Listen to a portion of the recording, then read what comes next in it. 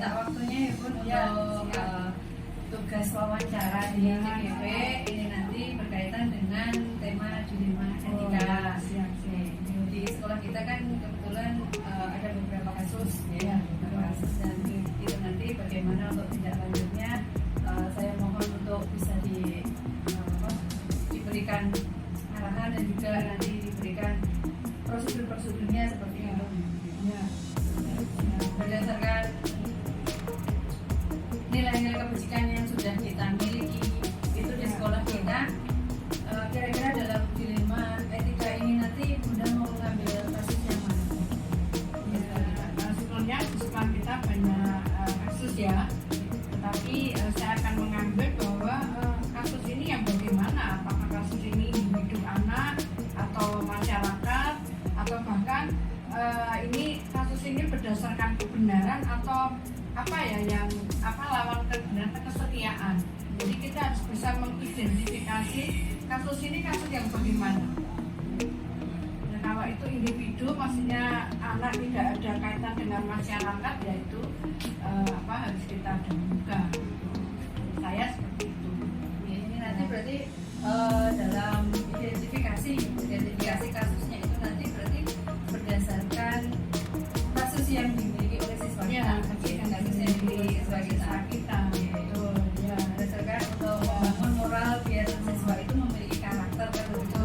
Ya. Nah, dalam kasus dilema ini kira-kira dalam pengambilan keputusan itu Bunda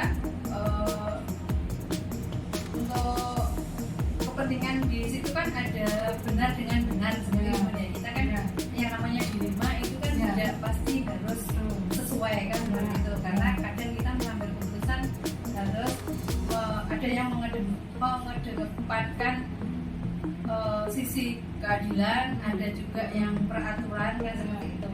Nah itu kira-kira untuk kepentingan yang sama-sama benar yang dimaksud dalam kasus ini nanti bagaimana? Ya, kalau saya sih menentukan dulu ya, menentukan kasus ini itu siapa yang terlibat dalam kasus ini. Kan kadang kita mengambil keputusan itu sangat sulit ya. Jadi siapa yang terlibat dalam kasus ini dan mencari fakta. Jadi kita mencari fakta yang relevan, karena ketika kita mengambil satu keputusan tidak mengedepankan fakta, kita akan menjadi lebih dilema lagi ya dalam pengambilannya nanti. Kalau itu saya seperti itu ya. Terima kasih. Terus untuk langkah ataupun prosedurnya pun itu bagaimana yang biasa dilakukan oleh Bunda selaku kepala sekolah? Ya, kalau saya membutuhkan pengujian dulu ya, maksudnya pengujian kasus ini seberapa yang harus kita tangani ya, misalnya kita harus bersikap bijak. Bijak itu dalam arti bukan menunjukkan rasa kasihan, tapi bijak ini harus kita taruh di atas tata tertib aturan yang ada di sekolah. Itu. Saya seperti itu ya untuk melakukan prosedurnya seperti itu. Jadi kita harus sesuaikan dengan aturan yang ada di sekolah, yang sudah disepakati bersama dengan orang tua. Betul. Terus hal-hal apa saja yang selama ini Bunda menganggap efektif dalam pengambilan keputusan pada kasus dilema etika? Ya sebenarnya kalau tadi ditanya pengambilan keputusan yang efektif itu apa ya, sebenarnya kalau dilema itu tidak ada yang efektif, tapi saya secara pribadi di dalam pengambilan keputusan itu pilih yang terbaik dari keduanya. Artinya kasus itu kan tidak menuntut anak yang menuntut, tapi mesti ada yang lain. Tapi bagi saya pilih yang terbaik ya.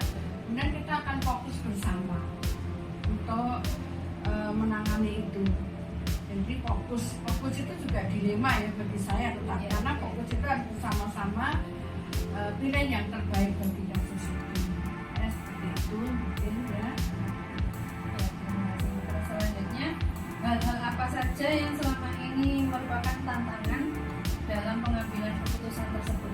Ya, kalau saya tantangannya itu mengumpulkan fakta ya. Mengumpulkan fakta itu sangat sulit didapat ya. Tentu saja dalam pengumpulan fakta ini kami bekerjasama dengan BK, dengan wali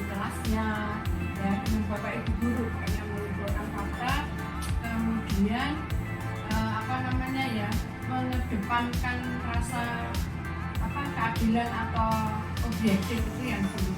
Karena kadang kita kalau mengambil keputusan itu bisa subjektif loh.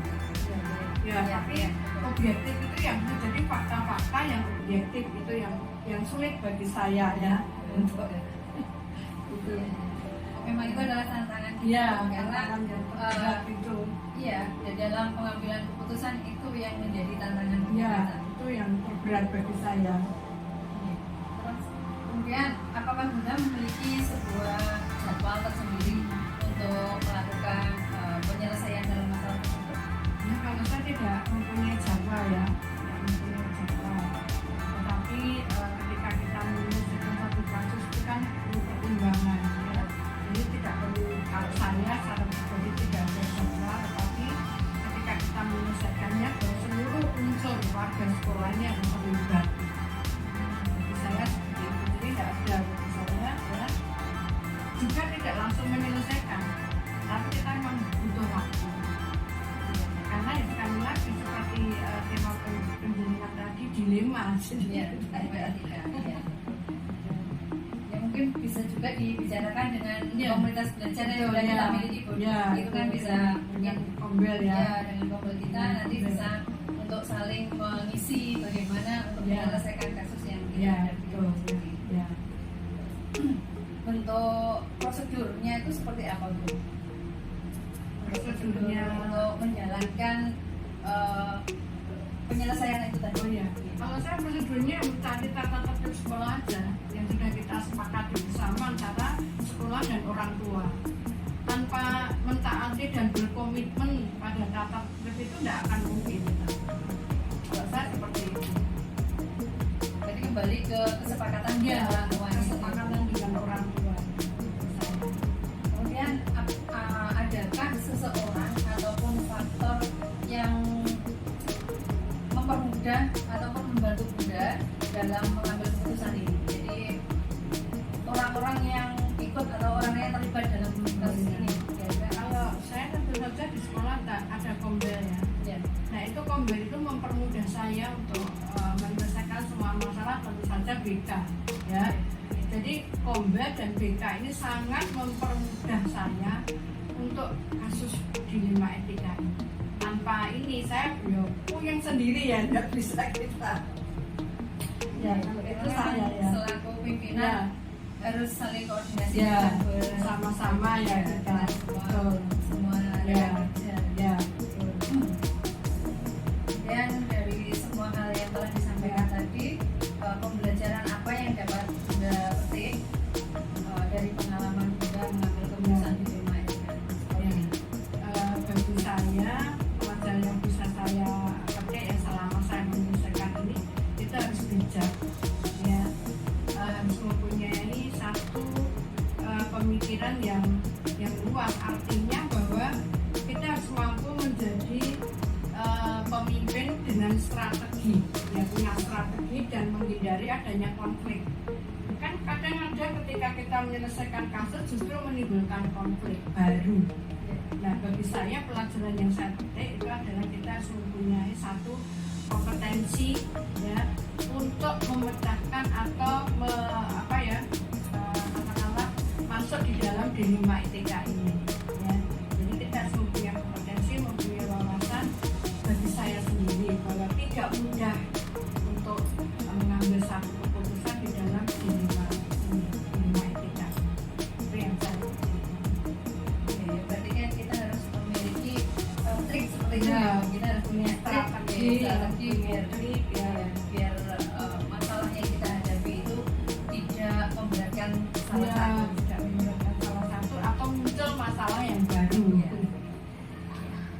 Saya kira cukup sekian Bun untuk wawancara ini, dan saya ucapkan terima kasih atas waktu yang sudah diberikan sama Bunda. Mudah-mudahan ini nanti bisa menjadikan pembelajaran bagi saya sebagai pemimpin pembelajar. Amin. Terima kasih ya.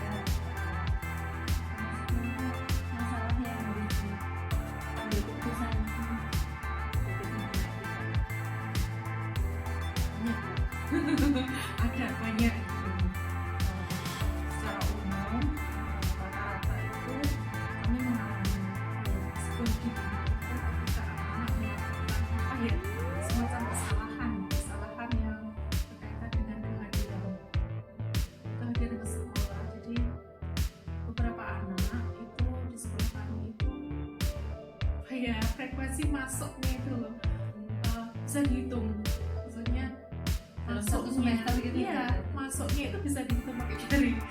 Jadi lebih banyak yang masuk.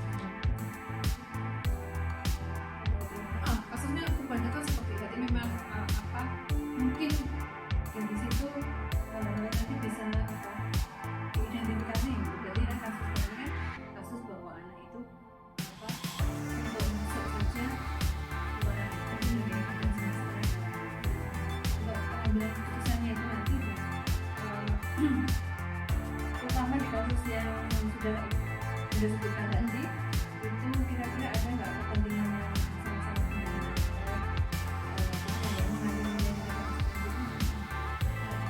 Jadi beberapa anak itu kan setelah diidentifikasi kan memang prinsipnya sama dengan masalah pendidikan, tapi ada beberapa poin yang membedakan.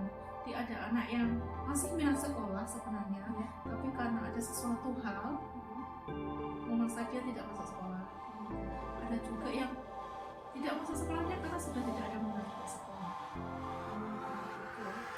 Mungkin ada beberapa yang mungkin membuat kami di rumah dan mungkin kita identifikasi dulu. Biasanya kami misalnya mereka ada di kelas atau wali kelasnya kan dari situ identifikasi memang berapa anak itu harus saya pertahankan. Saya ambil keputusan harus saya pertahankan di sekolah. Misalnya sebagai siswa kami, sebenarnya benar sama benar dalam artian kami benar kalau mempertahankan anak itu, karena minat kami adalah minat anak-anak itu adalah anak-anak di masa sekolah. Walaupun mungkin masa benar, mungkin kami melepaskan.